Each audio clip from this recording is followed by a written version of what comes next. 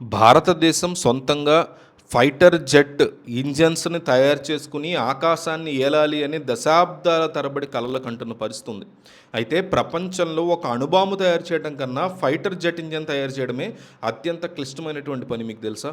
ఎందుకంటే ప్రపంచవ్యాప్తంగా America, Russia, Britain, France ఈ 4 దేశాల దగ్గర మాత్రమే ఈ సాంకేతికత ఉంది. అందుకే కష్టం ఈ ఫైటర్ జెట్లు తయారు చేయడం. ఇవన్నీ ఒక కూటమిగా మారి వేరే ఏ దేశం కూడా ఈ రంగంలోకి రాకుండా అడ్డుకునే పరిస్థితి ఉంది. సో జెట్ ఇంజన్స్ సొంతంగా ఉన్నప్పుడే విమానాల యొక్క రిమోట్ కంట్రోల్ మన చేతిలో ఉండే పరిస్థితి ఉంటుంది. లేదంటే విదేశీ దయాదాక్షిణ్యాల మీద మనం ఆధారపడాల్సినటువంటి పరిస్థితి ఉంటుంది. భారతదేశం మీద కూడా దశాబ్దాల పాటు ఇదే రకమైనటువంటి ఆధిపత్యాన్ని వాళ్ళు చలాయిస్తూ వచ్చారు.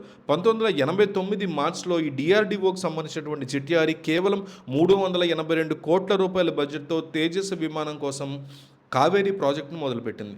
కానీ 1998లో పోఖ్రాన్ అణు పరీక్షలు చేయగానే పాశ్చాత్య దేశాలు ఆంక్షలు విధించడంతో విదేశాల్లో టెస్ట్ చేసేటువంటి సదుపాయం భారత్కి లేకుండా పోయిన పరిస్థితి వచ్చింది.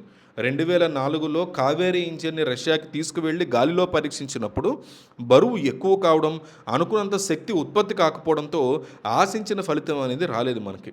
ఆ రోజుల్లో తీవ్రమైనటువంటి వేడిని తట్టుకునే సింగిల్ క్రిస్టల్ బ్లేడ్స్ని తయారు చేసే టెక్నాలజీ మన దగ్గర లేకపోవడంతో కావేరీ ప్రాజెక్ట్ని పక్కన పెట్టేసి అమెరికాకి చెందినటువంటి జెనరిక్ ఎలక్ట్రికల్ ఇంజిన్ని మనం ఎంచుకోవాల్సిన పరిస్థితి వచ్చింది.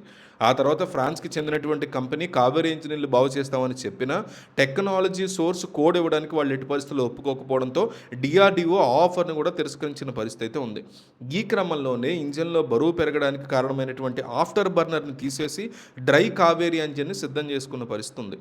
ఈ ఇంజిన్ శత్రువుల యొక్క రాడార్లకి చిక్కకుండా చేసేటువంటి దాడులు, అంటే ఘాతక్ అనే స్టెల్త్ బాంబర్ డ్రోన్లకి కరెక్ట్గా సరిపోయిందనమాట, సెట్ అయింది. రష్యాలో -డిగ్రీల చలిలో దీన్ని పరీక్షించి నెగ్గడం వల్ల డ్రోన్ల తయారీకి మనకు మార్గం కూడా సుగమమైంది.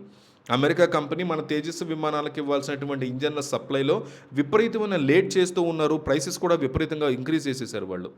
సో ఈ డామినెన్స్కి చెక్ పెట్టడానికి భారతదేశం కావేరీ 2.0 మిషన్ని చాలా స్ట్రాంగ్గా ముందుకు తీసుకెళ్తుంది. మిషన్ని డిఎంఆర్ఎల్ సంస్థ స్వదేశీ పరిజ్ఞానంతో సింగిల్ క్రిస్టల్ బ్లేడ్స్ని ఇన్వెస్ట్ చేసింది. ఇది బిగ్గెస్ట్ గేమ్ చేంజర్గా మారబోతున్నాయి ఈ బ్లేడ్స్ అనేవి.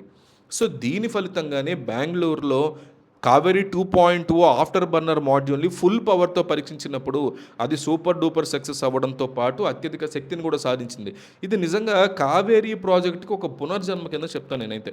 2030 నాటికి మన తేజస్ విమానాల్లో ఉన్నటువంటి పాత ఇంజన్ల స్థానంలో కావేరీ 2.0 నేరుగా రీప్లేస్ చేసేటువంటి అవకాశం వచ్చింది. ఇది ఒక బిగ్గెస్ట్ అచీవ్మెంట్ మన ఇండియన్ ఆర్మీకి, ఎయిర్ ఫోర్స్కి.